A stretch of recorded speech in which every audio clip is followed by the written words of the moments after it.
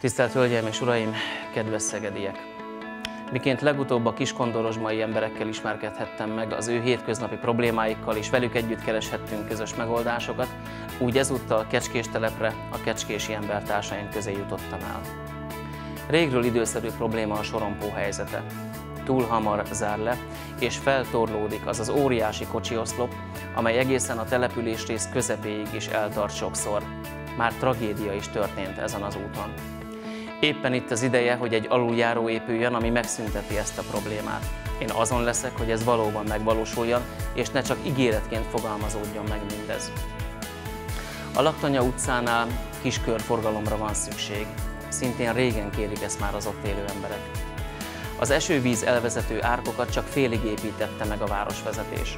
Ez egész egyszerűen katasztrófa, hiszen ha megnézzük, hogy a Szabó János utca és a Kolosszár udvar környékén nincs is elvezető árok, ezért az esővíz egy aktívabb esőzés időszakában behömpölyög ez a víz a házakba és az udvarokba. Ez szinte élhetetlenné teszi az ottani embereknek a hétköznapjait.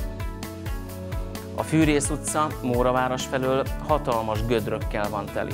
Ha elmegy oda az ember, elszomorodik.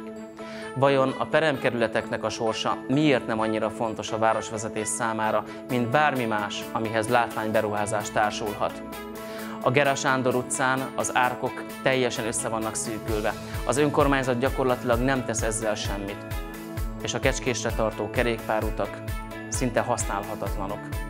Többen felhívták a figyelmemet arra, hogy szeretnének ugyan kerékpárral közlekedni, akár elfele menet, akár odafele érkezve, de nem tudják ezt megtenni, mert járhatatlan, élvezhetetlen a kerékpárút. Ami szintén egy elszomorító helyzet Kecskéstelepen, hogy játszóterek szinte nincsenek, illetve az a kettő, ami van, az elavult, használhatatlan. Egy olyan világban, ahol egy panelfelújítás során eurokonform játszótereket képesek létesíteni, létrehozni. Egy olyan világban, ahol uniós források, pályázatok tömkelege szól arról, hogy a közösségi tereket miként lehet hatékonyan a civilizáció napjainkban fellelhető állapotához mérten a legmodernebb verzióban felújítani, létesíteni, megkonstruálni, egy ilyen világban a kecskési emberek számára nincs játszótér. Sok tucat családanyával, családapáddal, családdal, gyermekekkel találkoztam ott, akik arról tettek tanúbizonyságot, hogy egy törődőbb városvezetésre volna szükségük. Mert a kecskésiek élete ugyanolyan fontos, mint bárki másé. Én azon leszek, hogy az elkövetkezendő időben, és amennyiben megtisztelnek bizalmukkal, változtatni legyek képes ezen a helyzeten. Egy életszerűbb, egy élhetőbb, egy igazi Kecskés telepet kívánnak az ott élő emberek.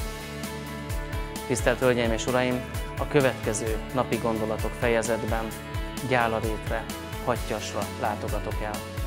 Köszönöm megtisztelő figyelmüket!